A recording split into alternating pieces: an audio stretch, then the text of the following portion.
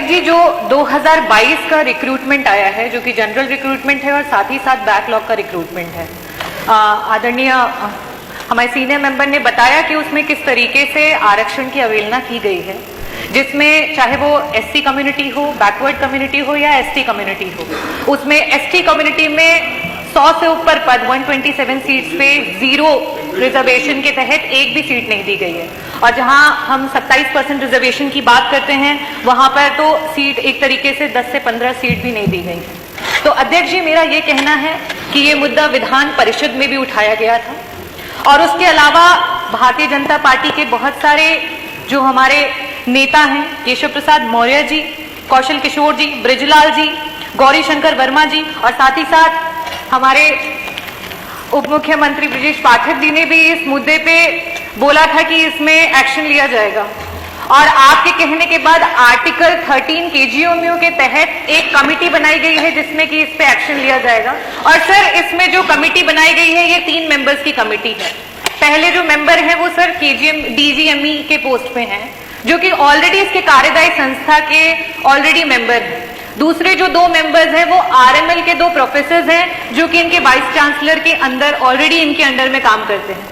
तो सर, जब जो 3 लोग इसमें मेंबर बनाए गए हैं आर्टिकल 13 के तहत इसकी जांच के लिए, वो ऑलरेडी जब इस तरीके की चीजें हो रही थी तब उस पे अंकुश नहीं लगा पाए, तो अब इसकी जांच में किस तरीके से निष्पक्ष तरीके से डिसीजन देंगे, इस पे हम अग्री नहीं करते हैं, पहली बात। दूसरी बात, ये जो भी कमेटी बनाए, क्योंकि ये बार बार इस तरीके के मुद्दे पहले भी हुए हैं और बड़ा ही संगीन मुद्दा है, जिस तरीके से पीडीए, चाहे वो दलित हो, पिछड़ा हो, अल्पसंख्यक हो, उनका हक इस सरकार में बार बार मारा जा रहा है। तो अध्यक्ष जी, एक वाइस चांसलर जो कि केजीएमयू की वाइस चांसलर हैं और साथ ही साथ उन्हें आरएमएल में भी डायरेक्टर का पद दिया गया है, क्या हमारे पास इतने लोग नहीं हैं कि हम उन्हें विभिन्न जगह पर रखें? और जैसे कि बताया गया कि आरएमएल में भी ये सिमिलर सिचुएशन हुई है, जब वो आरएमएल में डायरेक्टर के पद पे रहे और उस समय बैकलॉग की सीटें, जो कि नियमानुसार बैकलॉग की सीटें कभी भी ईडब्ल्यूएस के किसी भी कैंडिडेट से नहीं भरी जाती हैं, उसके बावजूद भी उसको भरा गया है। ये सरासर नाइंसाफी है।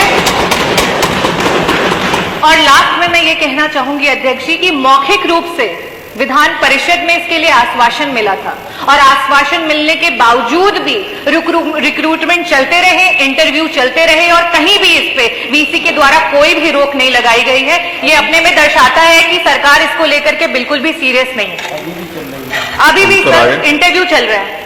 और सर, केजीएमयू की मेंबर बनी हूं तब से लेकर के अभी तक में कोई भी मीटिंग जो है वो नहीं बुलाई जा रही है। ये दर्शा रहा है कि विधायिका कहीं ना कहीं अपने आप में कमजोर होती चली जा रही है।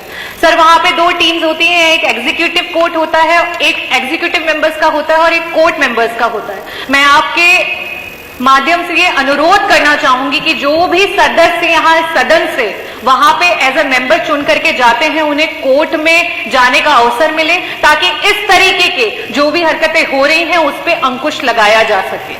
थैंक यू, धन्यवाद। धन्यवाद डॉक्टर। बहुत बहुत धन्यवाद।